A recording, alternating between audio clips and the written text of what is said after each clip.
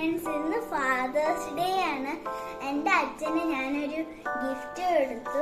ഇതാണ് എൻ്റെ അച്ഛന് ഗിഫ്റ്റ് കൊടുത്തത്.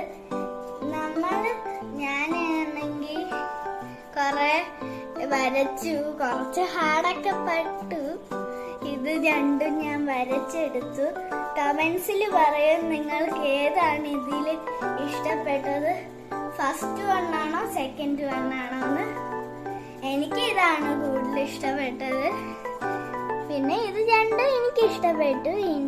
ഞാൻ എൻ്റെ അച്ഛന് കൊടുക്കാൻ പോവാണിത്. താങ്ക് യു മോളെ,